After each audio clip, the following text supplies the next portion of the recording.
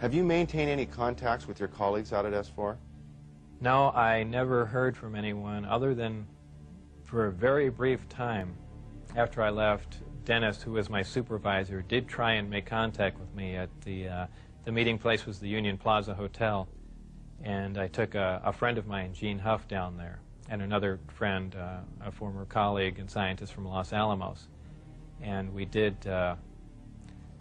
we saw him, but I also did recognize some security personnel walking around there from S4, so whether or not it was a setup or what was going on or he was trying to talk to me, we never found out, and we left. It just was a real strange situation. I never heard from him since. As we enter the 21st century, how has your experience changed your beliefs? Well, if you want to word the question, how are my opinions changed? I would say considerably. Before I was at S4, I was more or less one of the guys that thought, you know, all these government conspiracy and UFO buffs and things like that were complete lunatics.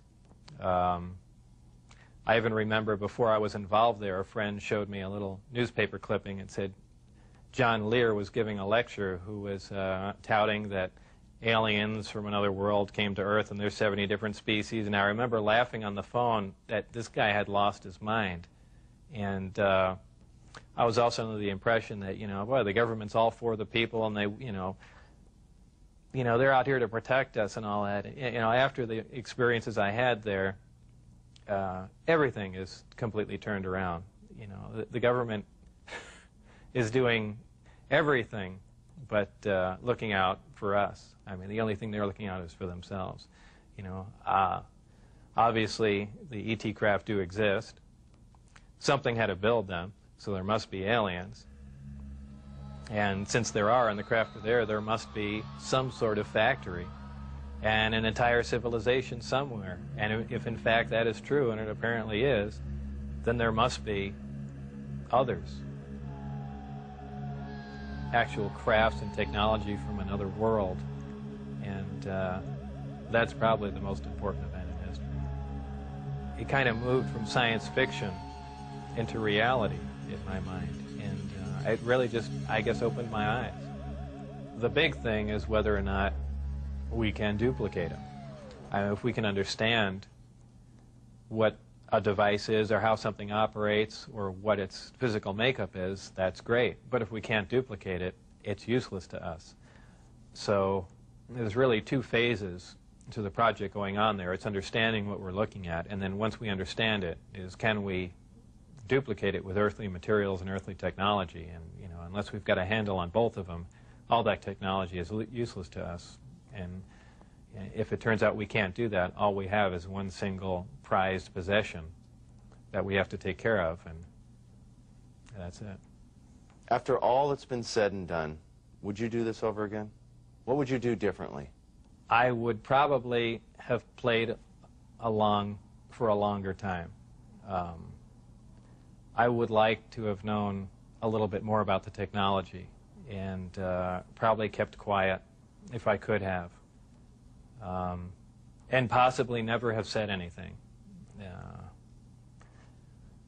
I almost wish I had done that. You know, it's really only caused headaches and problems. But I believe if I was given the opportunity again to go back in time and redo it, I think I pretty much would have just shut up and gone along with the program.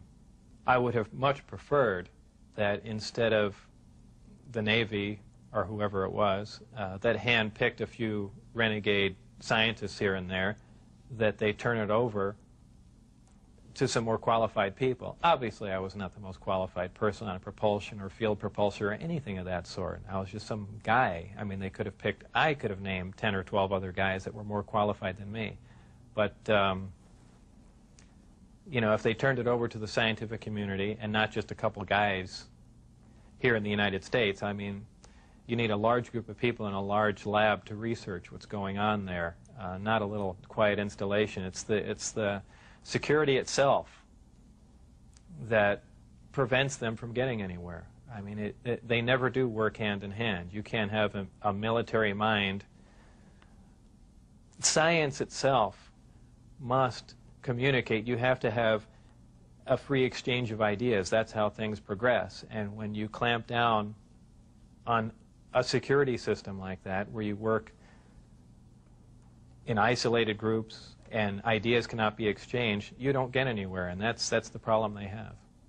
What does the future hold for Bob Lazar? Well, I'm not really involved in any of that stuff anymore. That's kind of put behind me.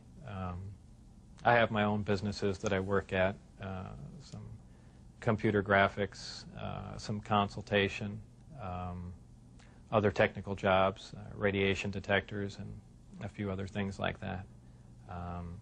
So really, I just go about my life, and that's, you know, something that happened that was fantastic, and it's over, but it's kind of hard to shake it loose. But eventually I will, and that'll be that. I think all the surveillance and everything stopped. I don't think anyone's bothering to monitor me. I've said everything that I know. It's been all over the place, so it's kind of a done deal. As far as whether or not there are any craft out there, I believe, you know, they were out and gone in probably the late '89, early '90, and the only thing people see now out there are, you know, either flares or planes coming into land, but that's about it. Did you have an interest in flying saucers or science fiction in general as a child? I was never interested in flying saucers as a child. Science fiction, you know, I watched Star Trek, I guess, with everyone else back then, but for the most part, you know, I didn't even believe in flying saucers up until I was employed at S4.